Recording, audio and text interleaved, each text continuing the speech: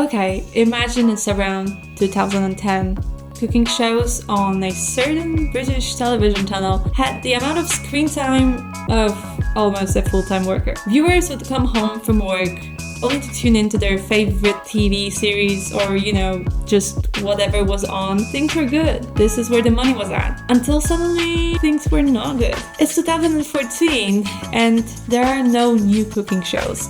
In fact, there are almost no commissions for any new kind of TV shows. The ongoing series are being kept afloat by addicted fans and, the older audience, which are still watching TV till this day. But still, they took a huge blow in popularity that year. And even though we continued to watch TV, and we still do, for a couple of years, the reality is that for now, linear television is going to crash. I said for now because there are some interesting new trends that I'll talk about later. For now though, I've got this simple chart by the Council of Europe. It shows the specific point in time when television started falling off. What is important here is that measuring the growth of television only by advertising spending isn't giving us the full picture. Many charts will show us that advertisement spending is steadily growing for television, but that doesn't mean there are proportionally more viewers. It's just that these big brands that can afford the horrendous prices you have to pay for 15 or 30-second ad to be displayed, they do so because 1. They show their investors that they are the big brand that's still growing and still relevant to the general public. That's why they don't care if it costs so much money, okay? 2, they advertise their products to the viewers with the most buying power. And those are older adults who still watch TV. This is literally their demographic, right? But generally speaking, they have to spend more money on television ads, especially those big brands that want to acquire as big market as they can. Alright, so we can see that in 2010 we have a huge drop in all the market segments. For many reasons, mostly political, public funding also went down. Alright, and paid TV, cable or whatever is slowly losing its market share to streaming services. As we all probably remember, at some point during the golden era of television, there were so many different cables and plans they couldn't possibly just have one. God forbid you had 2 shows you wanted to see on separate channels. So, as with most things, greed killed television, right? Well, no. Enter YouTube, TikTok, and literally the entire internet. Even before streaming services were big, people had already found a way to watch their shows online when they couldn't on TV. But after these video-based social media platforms came to be, we no longer needed to wait a week for one episode of our show that was broadcast conveniently at 11 a.m. Okay, so then YouTube and Netflix killed television, and that's the whole story. Well, again, not really. See, entertainment companies quickly found a way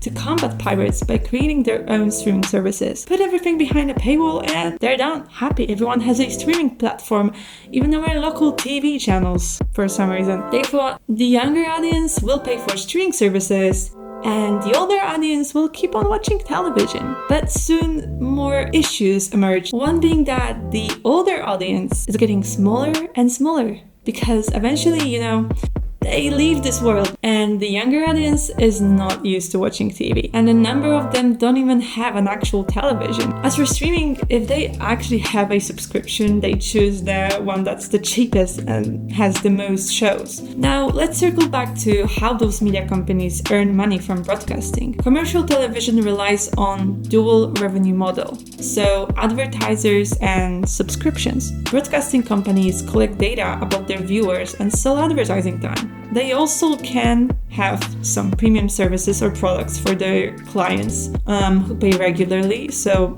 subscriptions, and the cable satellite providers pay networks for the right to carry their channels. But the monthly cost of your channel being available to your viewers via multiplex, which basically provides the broadcasting infrastructure, right? That can be 200,000 euros monthly or more just for one channel, just for existing, okay? And what if, they have 20 channels, which is usually the case, they have multiple. Now, those multiplex companies usually make agreements that are 5 years long or more with the entertainment media companies. So every year they need to lose a couple millions just for existing. Not to mention, if they want to have anything to broadcast at all, they need to either buy an existing show or film or produce their own. And those, as you would probably expect, are very expensive. So they have some insane costs to cover, right? Cost for them to run is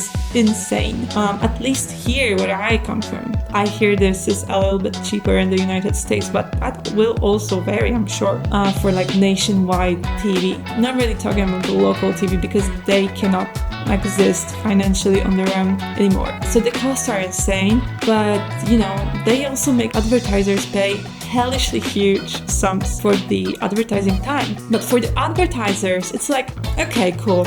I mean, they need to make sure that they are recognized and they are willing to spend a lot of money on prestigious medium such as television. However, they too are attentive to their demographic of potential clients. When they notice that, for example, only 8% of the whole audience for the past week of broadcasting were people in their 20s, they obviously pull back advertising for this group. Even if they pay the same media company for the same ad to be put on their streaming services, price for that is significantly lower. And when advertisers leave, well, that's bad. Now, those media companies are cutting costs, firing people, buying low quality, cheap shows, producing trashy series, lowering the quality of production, etc., etc. And we know this is happening because everyone in the industry says so. From teams of 8 reduced to like teams of 2. Most big companies, those who decide about what to buy, how many people to fire, and then, the general direction of their TV,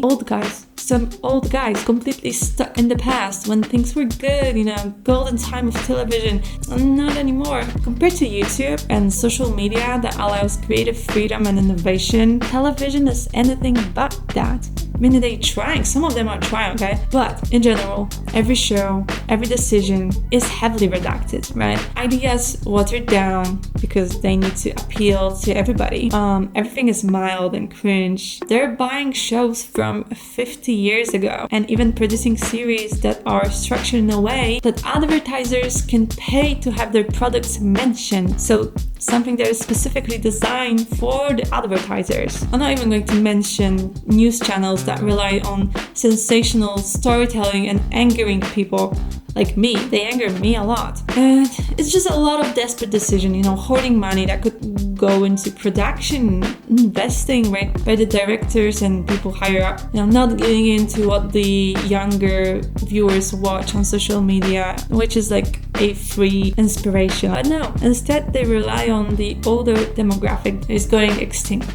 And that's where I'd like to say that we could actually be watching television if it had quality or just entertaining shows for the younger audience. Why? Because we love Twitch, we love YouTube Live, we love TikTok Live, we love scrolling through TikTok and Instagram that gives us random videos we don't really choose for ourselves, right? People yearn for the content being proposed to them on a silver platter. As a really great producer once told me, viewers don't know what they want. That's why those AI TV series that a viewer can generate for themselves will probably never work. And having to look for something good to watch is a struggle eventually because we have so much to choose from. It's such a big struggle, in fact, to some people that they would actually really want to switch back to TV. And this is kind of a new trend that I see on social media. Not really big yet, because obviously you can't really go back to TV because there's nothing to watch for us. Not a lot,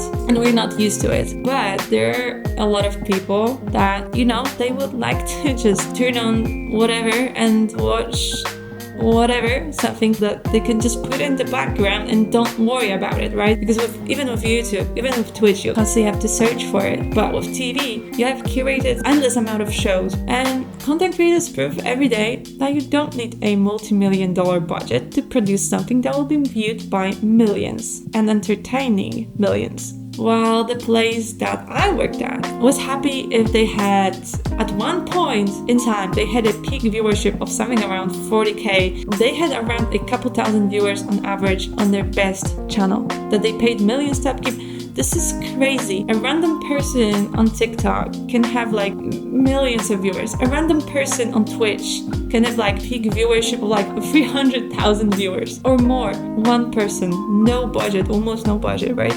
Those big TV channels, they pay so much and their viewership is so much lower. So this is a huge win for social media and a big L for television. But also what I said about that one company was a joke. Anyways, there are also television channels that do try to adjust for a younger audience, creating gaming TV channels, going into esports, and obviously reality TV. I'm talking Love Island, Top Model, stuff you see viral on TikTok, on YouTube. We love reality TV. Those are super expensive, don't get me wrong, but they go viral quickly. People love them. They are real. Not some staged crazy fantasy by a director whose daddy is on the board of directors of some big automotive company, so obviously he's now a great TV director, right? It's real.